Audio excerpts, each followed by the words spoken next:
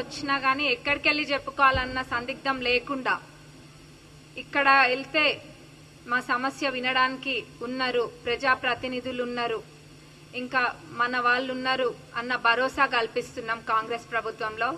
గతంలో ఎవరు కూడా ఇంత చేరువగా ప్రజలకు వెళ్ళలేదు. ఇక్కడ మరి వాళ్ళు ఫామ్ హౌస్ పరిపాలనలు చేసుకుంటూ వచ్చిండ్రు.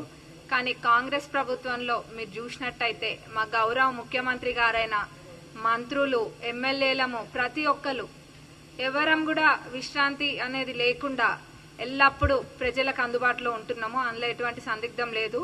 ఇప్పుడు ఈ రోజు కూడా ప్రజావాణిలో చాలా మంది వచ్చినారు, వాళ్ళకున్న సమస్యలన్నీ కూడా చెప్పినారు.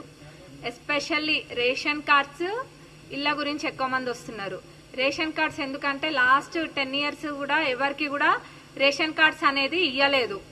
ఎంతసేపు ఎక్కడైతే బై ఎలక్షన్స్ వచ్చినాయో అక్కడ అంటే వాళ్ళ జనాలను ఒక ఓట్ బ్యాంక్ లెక్క చూసినారు అంతే. బై ఎలక్షన్స్ వచ్చిన దగ్గర ఇచ్చినారు అంతేగాని వేరే ఎవరికి కూడా రేషన్ కార్డులు ఇవ్వలేదు. ఇప్పుడు ఆల్రెడీ రేషన్ కార్డులు వస్తున్నాయి. ఇప్పుడు అర్హులైన ప్రతి ఒక్కరు, ఇంకా రాని వాళ్ళు ఎవరైనా ఉన్నా అప్లై చేసుకోండి. ప్రతి ఒక్క అర్హులకి ఇర్రెస్పెక్టివ్ ఆఫ్ పార్టీస్ మీకు ఖచ్చితంగా రేషన్ కార్డులు వచ్చి తీరుతాయి. ఇల్లు కూడా అంతే.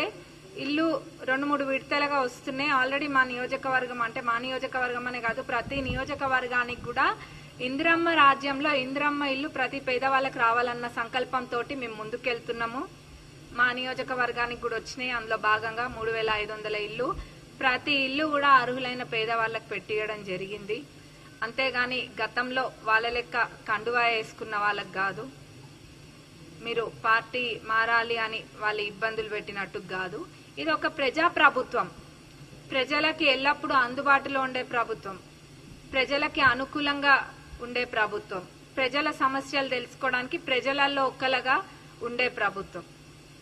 దానికి నిదర్శనము ఈ ప్రజావాణి అయినా కానివ్వండి, పాదయాత్ర అయినా ఏవైనా కానివ్వండి, అన్ని ప్రతి ఒక్కటి ప్రజలకు అనుకూలంగా ఉండే విధంగానే చేస్తున్నాము. ఫైనాన్షియల్ గా కూడా ఎన్ని క్రైసిస్ ఉన్నా గానీ ప్రజలకి మాట ఇచ్చినాము అని చెప్పి వాళ్ళకి చెప్పిన దానికన్నా ఒకటి ఎక్కువనే, అంటే ఏది ఉపయోగపడుతుంది ఎక్కువ ప్రజలకి అని చెప్పి పేదవాళ్ళకి ఆ విధంగా చేసుకుంటూ ముందుకెళ్తున్నాం.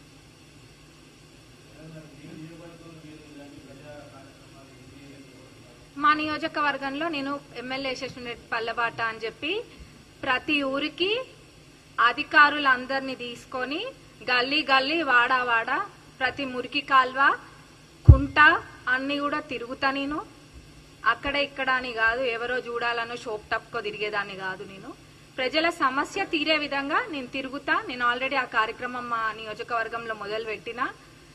13 ఊర్లు అట్లా కూడా తిరగడం జరిగింది. ఏంటంటే ఏదో షోప్ టప్ కాదు, వెళ్తే అక్కడ ప్రతి చిన్న మురికి కాల్వ నుంచి మొదలు పెడితే ఇంటి సమస్య దాకా అన్ని తెలుసుకొని వస్తా. ఊరికి పోతే అట్లా పోతా.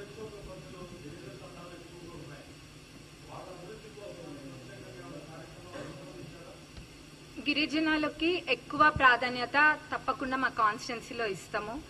ఏది ఇదనే కాదు, ఏదైనా సిఆర్ఆర్ లో అయినా ఎంఆర్ఆర్ లో అయినా లేకపోతే గిరిజనులకి సపరేట్ కూడా ఫండ్ వస్తుంది.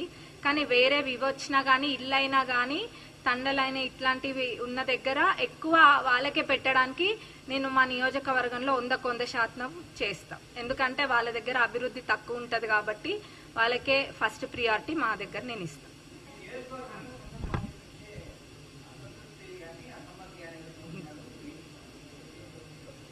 అసంతృప్తి లేదు, ఇంకేదో తృప్తి లేదు. అందరి తృప్తి కోసం వాళ్ళు అట్లా మాట్లాడుకుంటారు అంతే. దాని గురించి ఏముంటదండి. ఇప్పుడు ఏదో రాజకీయంగా ఎత్తులు జిత్తులు అట్లాంటివి చేసేనికి కూడా నాకు రాదు. డెవలప్మెంట్ గురించి నేను మాట్లాడతా, ప్రజలకు ఏమైనా సమస్య ఉంటే నేను చూస్తా, అది నా అజెండా. అంతేగాని ఎవరో ఏదో అనుకుంటున్నారు, ఎవరికో ఏదో కడుపు మంట వచ్చింది వాళ్ళకి అన్నది నాకు అనవసరం. మా పార్టీ ప్రతి కాంగ్రెస్ కార్యకర్తని కంటికి రెప్పలెక్క కాపాడుకుంటాం. వాళ్ళ మనసులో ఎవరికైనా చెడు ఉద్దేశం ఉన్నా గానీ నన్ను ఎవరైనా తిట్టినా గానీ నా ఎదురుగాకి వస్తే అన్న బాగున్నారా అని అడుగుతాం.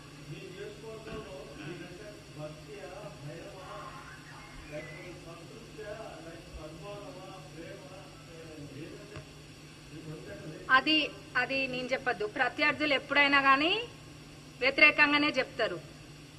అది నేనెట్లా చెప్తా అండి? ఇప్పుడు నా మీద ప్రజలకేముందన్నది ప్రజలు చెప్తారు.